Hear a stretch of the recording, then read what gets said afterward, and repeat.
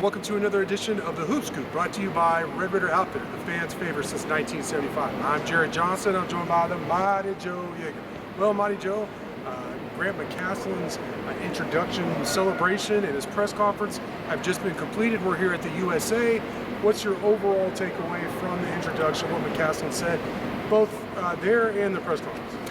Yeah, well, I mean, the thing that stands out to me most is I think there are a lot of similarities between Coach McCasland and Coach Drew at Baylor.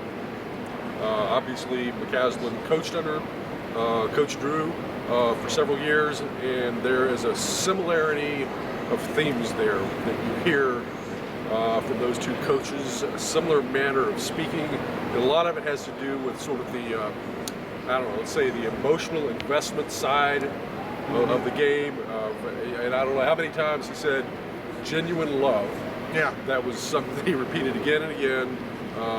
Love of the players, love of the university, so forth and so on. That basically is sort of the foundation of, I guess, his coaching philosophy, if you want to call it that. And that only once you establish that can you really make the sort of demands of players to get them to elevate their game. And so that was, that's the one thing to me. And if you like Coach Drew, if you're a fan of what he did at Baylor, then I think you're going to see an attempt to replicate that and also in the same style as was done in Baylor. Not just the success, but the general approach is going to be very, very similar too. Yeah, some things also, I think that's, like you nailed it, like the love, what he was talking about. And I think what he was expressing is like, the players need to know that I love them, that I'm all in on them, to expect them to be all in. Right. You can't have a divided heart, which I believe in just philosophically in life. So that spoke to me. I like that. I also like that he said he believes toughness is what wins basketball games. And I think that is even more true in the Big 12. I mean, it reminds me of the Big East back in the day, in the 90s. It really does, in terms of when you go on the road anywhere in the Big 12. I mean, you're going to get the business. They're going to be physical with you. The refs are going to be against you. The crowd's going to be, all over, basically right on top of you. And it's very difficult to win on the road in the Big 12. So you got to be tough. And that's one of the things that he really focused on. I think he said national championship, I think at least 10 times, and that he genuinely believes that they can and they will win a national championship. He said they intentionally held this introduction and press conference on Monday, the night of the national championship between UConn and San Diego State later on tonight. So I liked hearing all those things. Now, sometimes a coach says we're going to win championships and it just rings kind of hollow. But I believed him at least today. I believe that's the expectation for him, Kirby Hocutt, everybody involved, all the powers that be here. And I also liked, you asked him about recruiting, Mighty Joe, and just what he looks for. And I really liked basically what he said, just that, that toughness. They have to have a love for the game, and obviously they look for talent. But and then your second question was about style. Leading off the press conference, you asked the first two questions, just will you play man, or how is the sausage made, basically? Like, how do you do what you do? Is there a nuance to the defense? And I really like that he said that he will fit his scheme to the personnel. I think all the best coaches, I don't care what sport you're playing, you can't make something happen if the personnel can't do what you want them to do. If that's not their talents, then that's when you see like winning coaches that have had a lot of success before lose, is when they try and force something. So I like that, and I do like that they play man. I do like that he gave a lot of credit to Beard and Adams. I know a lot of people don't like to hear that, but it's true, and that their no-middle defense that kind of he was learning and they were teaching at Baylor came from going against Mark Adams, and of course everybody has their own spin on it. I guess another thing I really like to see, Mighty Joe, and I wanted to get your thoughts on it, was a lot of the players were here.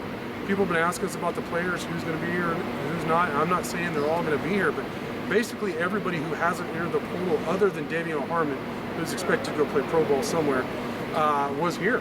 Tyson, Bacho, Kyron Lindsey, the guy transferred in mid-season. I mean, Washington, they all were here. And I think that's a good sign.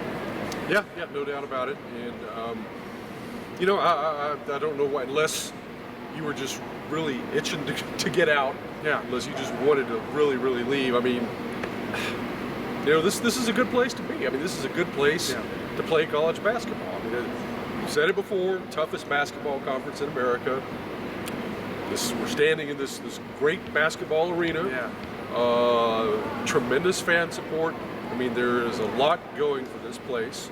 So it seems like to me that you'd have to be just a little bit nutty in the head to just want to bug out, unless there's just some personal thing going on that you can't live with it anymore. And then, you know, you bring in a coach like McCasland, who, you know, they watched the NIT too. Yeah. You know, so they saw what he could do at North Texas, and it certainly makes all the sense in the world that you would want to stick around and see what he's got to say. And so give those guys some credit for having some common sense on that. Another thing that stood out to me, and I wanted to get your thoughts on it, was that Kirby Hoka, Texas Tech athletic director, mentioned that as many as 35 head coaches were at least looked at and thought about by the committee. And I think he said over 20 actually they had some type of interaction with them in terms of the head coach opening here at Texas Tech, and that several Power 5 current Power 5 coaches reached out and was like, hey, you know, we want to throw our hat in the ring, at least wanted to be considered, and had a conversation about it. I think that speaks to what we've been saying. As people ask us, is Texas Tech really a destination job in the national landscape of college basketball? I think there's your answer right there. Yeah, no question about it. And that's something that that I was saying as soon as Coach Beard left, and they started up that search. This is not the same old Texas Tech team. No. And not that it was a bad place to come and coach before, but now, I mean, the template has been laid down. You've shown what this program is capable of doing. That close to winning a national title. I mean, that says it all. Look, if you want to win a national championship, this is a place that you can come and absolutely do it. You know, I mean, there are plenty of programs out there who have less going for them than Texas Tech, that have won national titles, been to multiple Final Fours, and so forth and so on. So yes, I'm not terribly surprised that there was this much interest in the Texas Tech position, and it also says something for Grant McCasland that he was able to triumph over all of these other candidates. That this was the guy that they wanted to bring in, and he was the best of the bunch. So, yeah. Yeah, and then not only just going to the Final Four and like making this magical run to the national championship game, but Elite Eight the year before, multiple Sweet 16 runs with different personnel, really, in a lot of those years. So it's been shown it could be done, and that's something that McCasland and Hoka and a lot of people talked about today during this introduction. And then I was really impressed by Norense Odiase being introduced, him on the spot going up and talking, you know, what he's meant to the program, speaking of some of the past success he was on.